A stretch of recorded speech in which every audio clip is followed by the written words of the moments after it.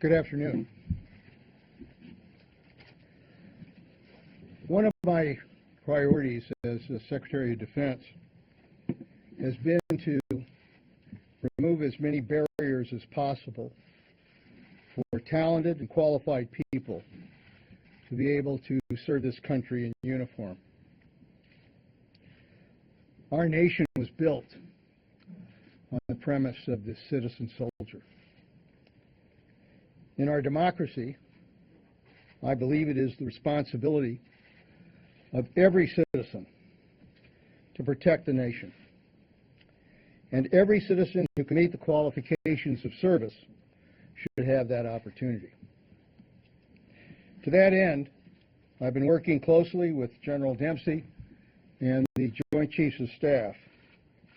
We've been working for well over a year to examine how can we expand the opportunities for women in the armed services.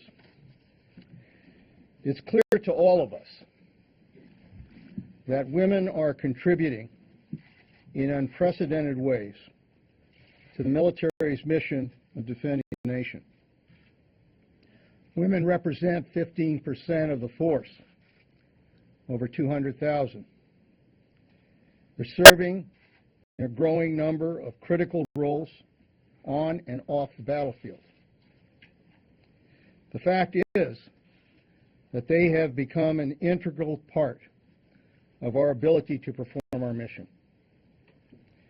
Over more than a decade of war, they have demonstrated courage and skill and patriotism.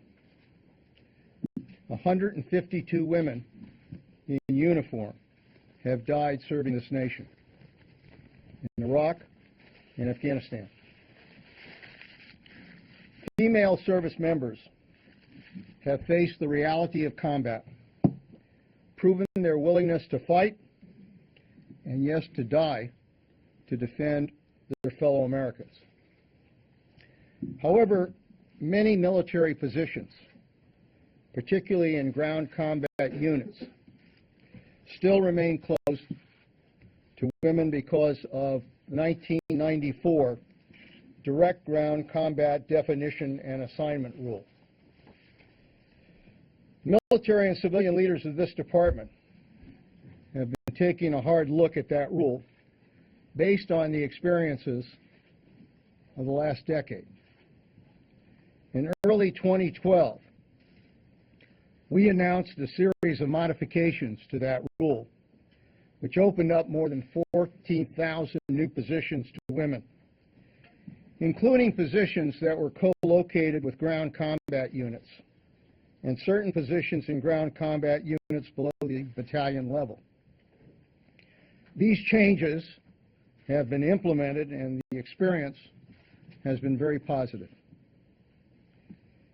Every time I visited the war zone, every time I've met with troops, reviewed military operations, and talked to wounded warriors, I've been impressed with the fact that everyone, men and women alike, everyone is committed to doing the job. They're fighting and they're dying together. And the time has come for our policies to recognize that reality. The Chairman of the Joint Chiefs of Staff and I believe that we must open up service opportunities for women as fully as possible. And therefore today, General Dempsey and I are pleased to announce that we are eliminating the direct ground combat exclusion rule for women.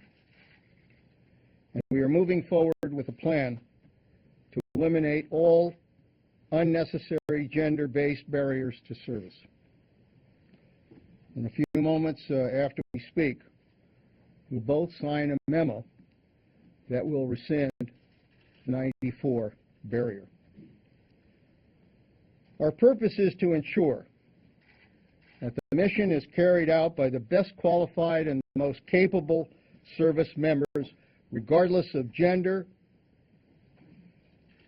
and regardless of creed and beliefs.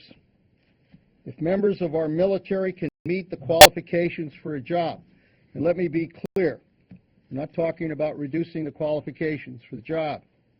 If they can meet the qualifications for the job, then they should have the right to serve, regardless of creed or color or gender or sexual orientation.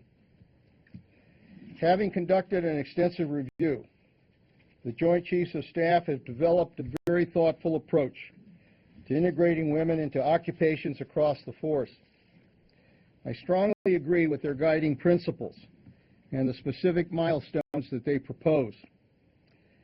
We are all committed to implementing this change without compromising readiness or morale or our warfighting capabilities. Positions will be open to women following service reviews, using the Joint Chiefs guiding principles and following congressional notification procedures established by law.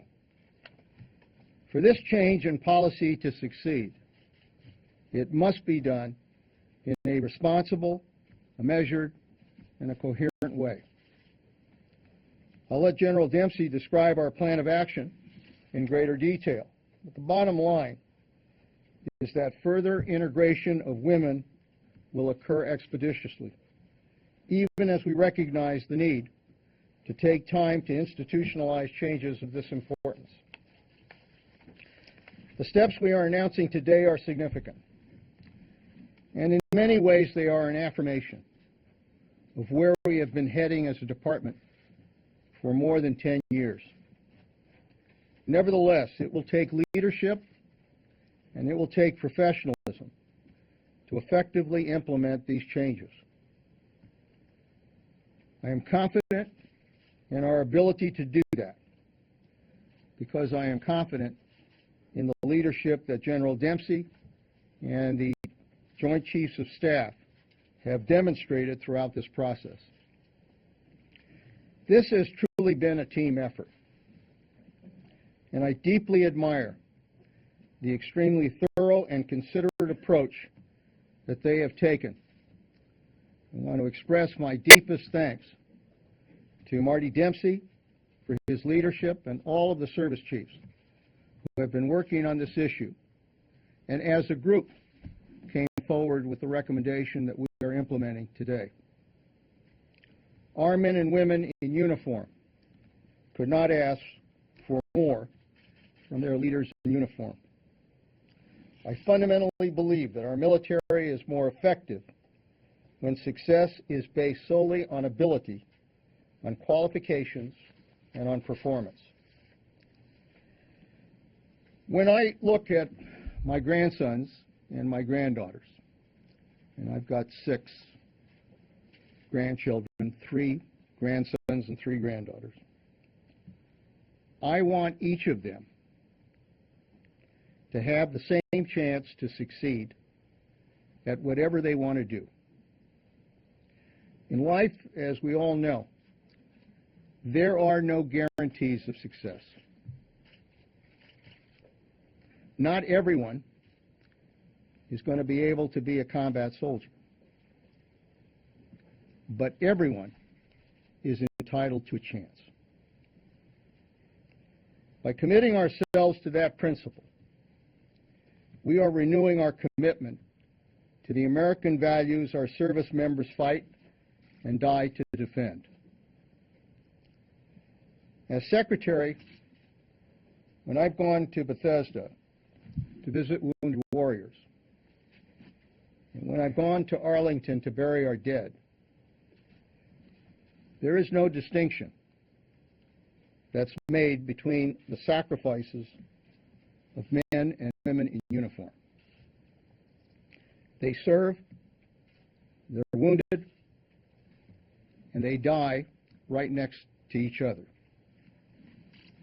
The time has come to recognize that reality. By opening up more opportunities for people to serve in uniform, we are making our military stronger, and we are making America stronger. We deeply honor all of those past generations of combat soldiers and Marines who fought and died for our freedom. And in many ways, their sacrifice has ensured that the next greatest generation will be one of men and women who will fight and die together to protect this nation. And that is what freedom is all about. Thank you, Mr. Secretary. Today, we are acting to expand the opportunities for women to serve in the United States Armed Forces and to better align our policies with the experiences that we have had over the past decade of war. Ultimately, we're acting to strengthen the joint force. Congress acted first in 1948 by legislating that women became a permanent part of the armed forces. Last year, as the Secretary mentioned, we acted to open thousands of mission-essential occupations at more echelons and in more ground combat units. After months of work, the Joint Chiefs and I recently submitted to the Secretary our unanimous recommendation to rescind the direct combat exclusion rule for women. In so doing, we're acting to eliminate all unnecessary gender-based barriers to service. The Joint Chiefs share a common cause on the need to start this now and to do it right. We're committed to a purposeful and a principled approach. Specifically, we will extend opportunities to women in a way that maintains readiness, morale, and unit cohesion. We'll preserve our warfighting capability to defend the nation. And we will uphold the trust and confidence of the American people as we go forward. Our nation demands no less. We'll also integrate women in a way that enhances opportunity for everyone. This means setting clear standards of performance for all occupations based on what it actually takes to do the job. It also means ensuring that these standards are gender neutral in occupations that will open to women. As we introduce women to previously closed occupations, we must make sure that there are a sufficient number of females entering the career field and already assigned to the related commands and leadership positions in order to sustain success over time. Our service women and our servicemen deserve no less. These principles will guide the work ahead. The Services and Special Operations Command will begin expanding the number of units and the number of women assigned to those units this year. They will continue to assess, develop, and validate gender neutral standards so that we can start assigning personnel to previously closed occupations. And they will take the time needed to do the work without compromising the principles I just mentioned. In fact, adherence to the principles may lead to an assessment that some specialties and ratings should remain exceptions. In such cases, however, the services will bear the responsibility for providing the thorough analysis needed to better understand and better articulate what's best for the joint force and the women who serve in it. At the same time, women will continue to serve with distinction throughout our armed forces, in and out of combat, on land and at sea and in the air. We all wear the same uniform and we all fire the same weapons. And most importantly, we all take the same oath. Thank you. The Secretary and I will now sign the document.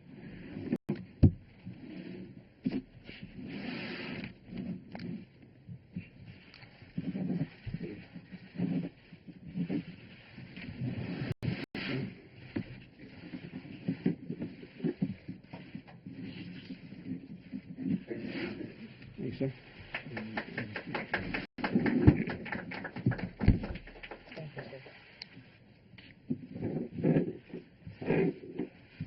Okay, now, onward.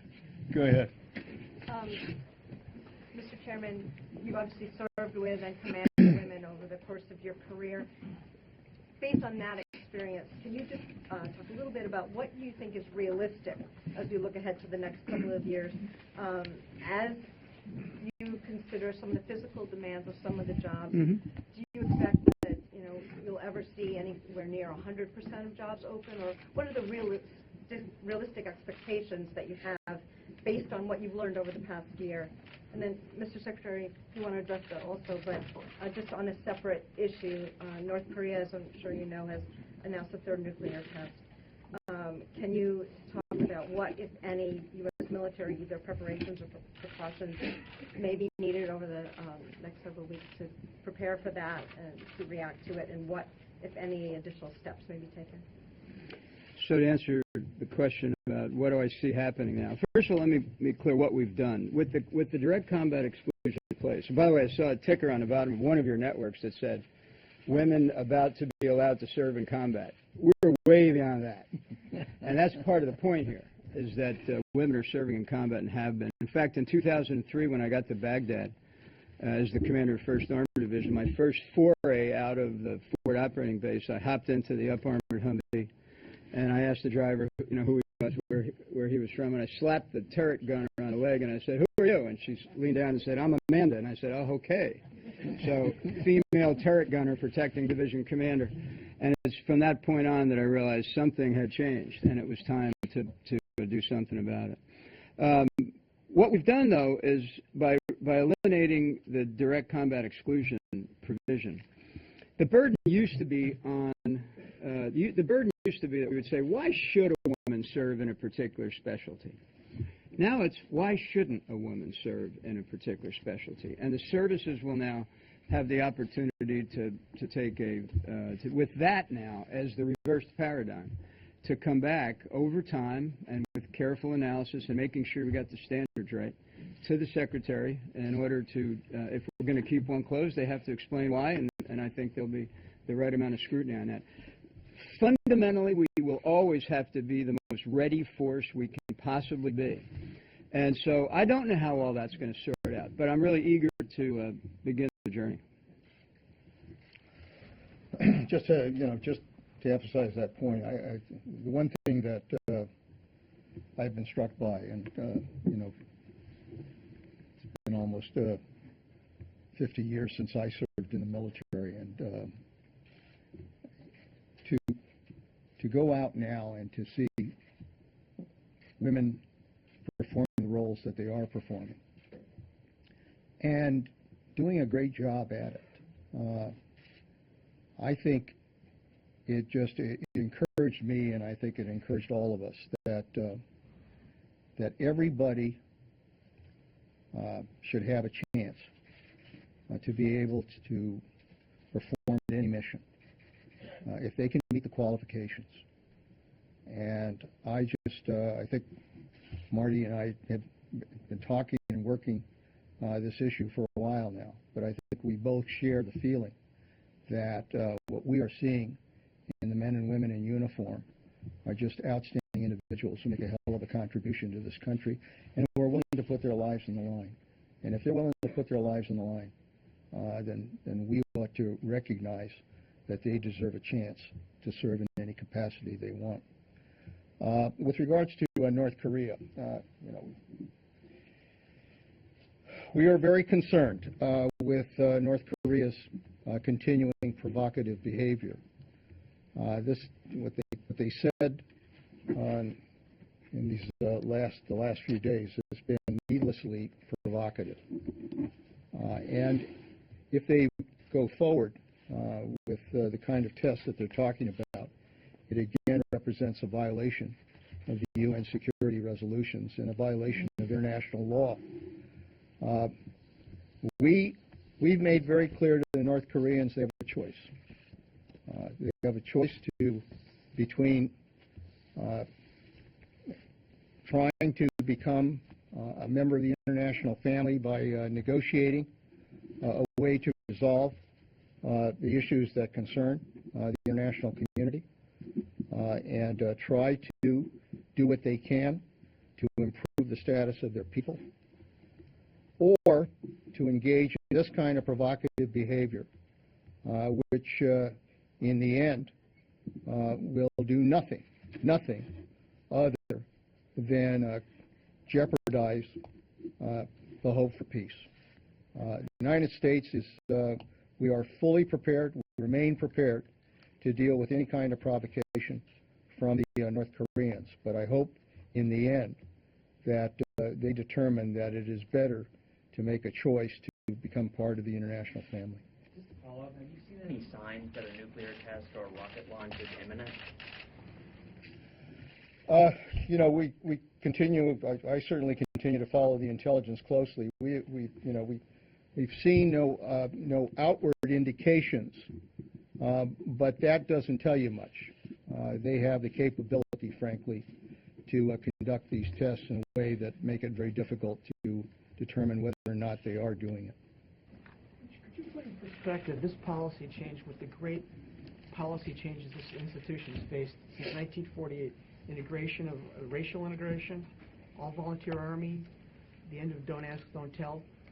Will this be as challenging, less challenging because of those major shifts that the military's had to adopt to? And you know, what are realistically as Alita said, this is not on autopilot, is it? I mean, there are going to be some hurdles to overcome. Sure. I mean, that's why you see some of the time intervals that we've asked for and the Secretary has given us. I mean, one of the things we want to make sure we do, Tony, is, you know, we talk about learning the lessons of the last 10 years of the war. We just want to make sure we don't learn the wrong lessons of the last 10 years. What I mean by that is, you know, the kind of warfare we're involved in now is based on forward operating bases. So you foray out of a base, you're generally back there. Very frequently, sometimes every day, you come back to the base where you have a mess hall, you have housing units and shower units and so forth. One of the things we want to do with the time that the Secretary has given us is make sure that the standards we develop and accept and measure are standards that apply in any particular kind of conflict, not just in one kind of conflict. But you know, so the answer to your question is that's why we've asked for the time to make sure we got the standards right, so that anyone that can meet the standard will be eligible to serve in that particular occupational skill. Do you anticipate major roadblocks here over the next year or two? You know, in this country, as the President himself pointed out in his inaugural speech, we've been on a long journey towards achieving equality. And there have been some tough challenges along the road in facing every barrier, whether it was racial barriers, which we've overcome, the Don't Ask, Don't Tell, dealing with women. I mean, all of these have not come easy. They've required a lot of sacrifice, a lot of work, a lot of dedication, a lot of leadership. And I think that'll be the case here, although, you know, we have the experience of women being in the service. We've seen them in combat, as General Dempsey pointed out. And I think that gives us a head start here. I feel very confident that we can make this work. Both of you mentioned eliminating unnecessary gender-based barriers. So what are the necessary gender-based barriers? Well, I'll take it. I mean, the answer to that question is the issue of standards. And so back to the point I made with Tony about different kinds of warfare. I mean, if you think about the difference between counterinsurgency and a potential conflict on the Korean Peninsula, very different environment that requires a different level of physical stamina, let's say. So we want to make sure we get the standards right, that we don't over-engineer them either, that they're fair, and then we want to allow individuals of any sex to compete for the position. Is it just physical standards? Or what? No, it's not just physical standards. Well, I mean, look, the standards that we have for occupational, for these military occupations, or the Navy calls them ratings, generally include everything from mental standards to physical standards. But physical standards tend to be the one that people focus on. What about privacy? Well, we can figure out privacy. We figured out privacy right from the start. By the way, Desert Shield, or Desert Storm, Desert Shield, 1991. We did live in that kind of environment where we were essentially somewhat nomadic in the deserts of Saudi Arabia and eventually Iraq. And we figured out privacy. We can figure out privacy. Look, the fact is that women are now in submarines, and that was one of the concerns at the time.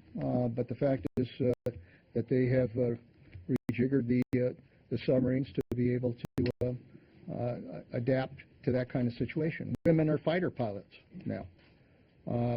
So, Air Force, Navy, have moved in that direction. The Marines and the Army obviously are going to move in the same direction. There are going to be, there'll have to be some adjustments in some situations. But again, based on the experience that we already have, I think we can meet those challenges. Go ahead. You indicated that, well, at least it sounds like that there may be certain combat operational forays that women might be excluded from still. I mean, what would be the reasons for that? What sorts of operations? No, I wouldn't put it in terms of operations, Jim. What I would say is that as we look at the requirements for a spectrum of conflict, not just counterinsurgency, we really need to have standards that apply across all of those. Importantly, though, if we do decide that a particular standard is so high that a woman couldn't make it, the burden is now on the service to come back and explain to the Secretary, why is it that high? Does it really have to be that high? With the direct combat exclusion provision in place, we never had to have that conversation. Yeah. What is your personal opinion as to whether women may be able to serve in special operations forces, especially those such as Navy SEALs or Delta Force? When you look back at what I've said since I was the Chief of Staff of the Army, what General Odierno has said, General Amos has said, I think we all believe that there will be women who can meet those standards. The other part of the equation, of course, is in order to account for their safety and their success in those kinds of units, we've got to have enough of them so that they have mentors and leaders above them. You wouldn't want to take one woman who can meet a standard and put her in a particular unit. Not the issue there would be privacy. It would be, where's her ability to have upward mobility and compete for command if she's one of one. So we do have to work both the standards and the kind of the critical mass, if you will, to make this work. But that's our commitment. And by the way, that's why I asked the services to provide a plan that would be presented in May of this year that would point out exactly how this is to be implemented and give us a sense of that. Elizabeth? Can I ask briefly about President Obama's involvement in your discussions over the past year with both of you? How much he was involved, how much you prepped him for, and other people at the White House? Well, Marty and I have the opportunity to meet with the President, usually every week, depending on his schedule, but meet individually with him to go over issues. And I think over the past year, I've regularly briefed the President on what was going on with regards to this issue, that we had opened up the additional positions, that we were looking at providing even more opportunities to women, and he was very supportive of that.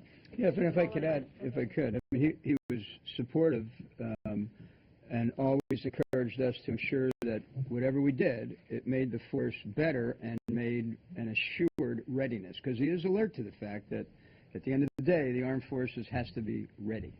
Mr. Phillips, earlier you said that it was your experience with traveling around and seeing women in these positions. That was since becoming defense secretary. That's correct. I mean, it wasn't a CIA director. It was just in the last 18 months. Well, I find at the CIA, I tell you that we were at a point where close to 50% of the people working there were women.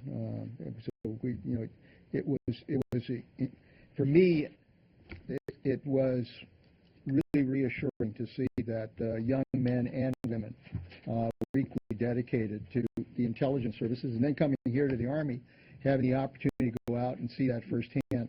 It was, again, something that, for me, was a very special experience, because, I thought, America stands for giving young people those kinds of opportunities. And if they can do the job, if they can meet the standards, if they can meet the qualifications that are involved here, there is no reason why they shouldn't have a chance. That's just a fundamental belief of mine, and I think it's a fundamental belief of the American people. Barbara?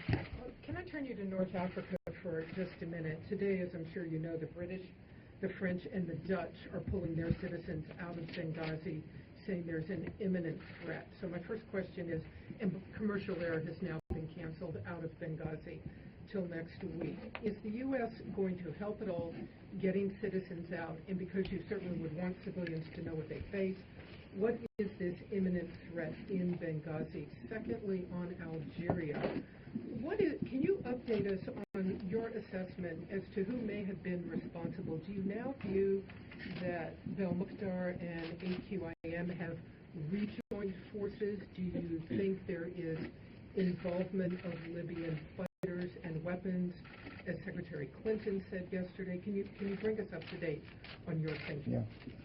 Yeah. On Benghazi, it's no mystery that it's a dangerous situation there,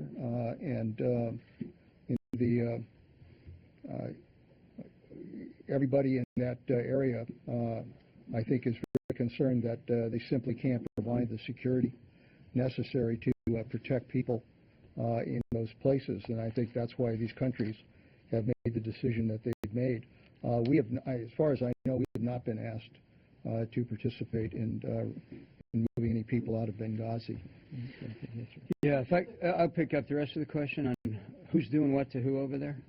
I mean, I think the way to think about the North Africa and West Africa is a syndicate of groups who come together episodically when it's convenient to them in order to advance their cause. Sometimes their cause is terrorism, sometimes it's criminal, sometimes it's arms trafficking.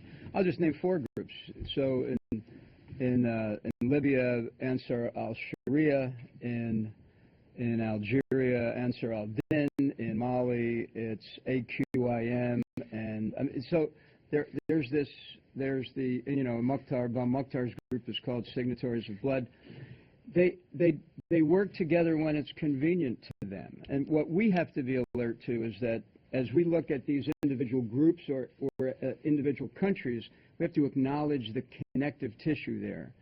And that takes us to a regional strategy, not necessarily a country-specific strategy. And with regards to Algeria and what happened there, AQIM did take credit for what took place there.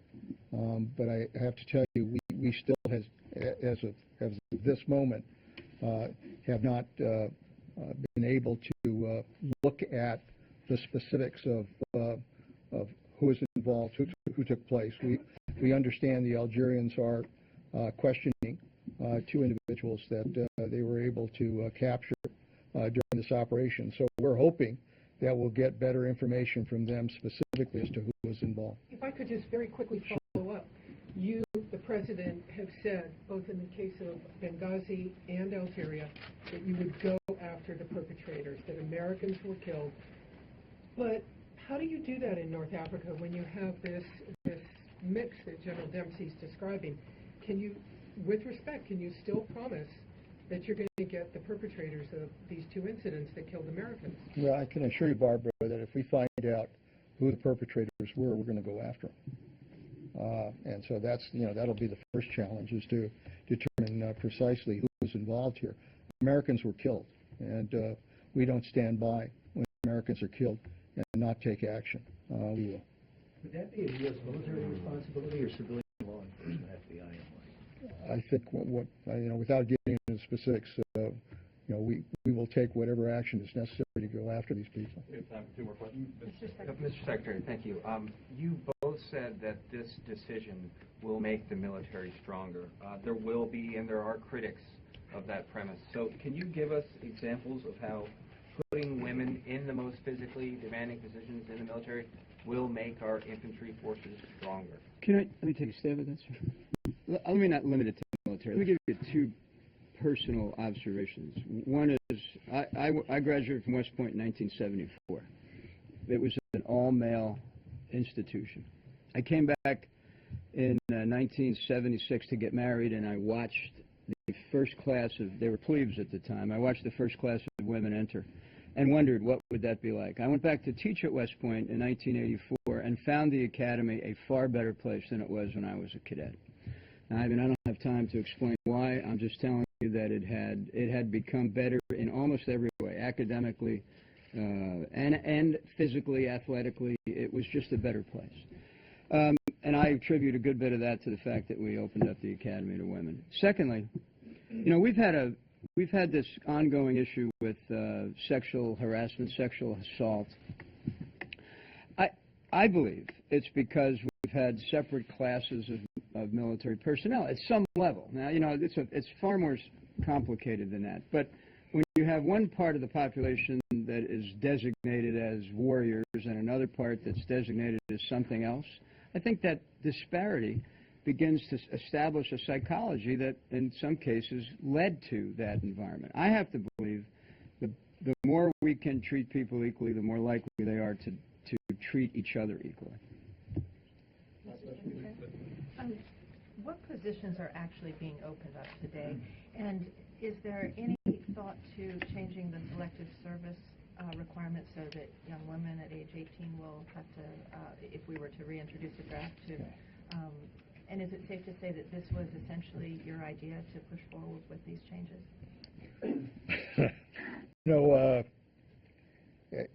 When it comes to an issue like this, this was really a team effort, and it was, Marty Dempsey and the Joint Chiefs and I, we have the opportunity to meet almost every other week and sometimes every week in a tank and elsewhere to talk about these issues. And opening up opportunities for men and women in the military has always been something that we've talked about. They expressed an interest in it. I expressed an interest in it. And we both kind of worked together to ensure that we take steps to do that. I basically, General Dempsey and I looked at each other and I said, look, we both know that we want to be able to open these opportunities up, but I want to make sure that you in the military really are the ones who are the movers with regards to this idea, because they've got to support it, they've got to back it up, and to their credit, they're the ones that came forward with the recommendation. And I was very pleased when I got that recommendation because it was a fulfillment of what we had talked about and what we wanted to achieve. With regards to selective service, that's not our operation. That's obviously, I don't know who the hell controls selective service, if you want to know the truth. But whoever does, they're going to have to exercise some judgment based on what we just did. And if I could, you asked what specialties will open today? None. We just made the announcement. Give me a break, and we need some time. We need time to sort it out. Thanks. All right. Thank you.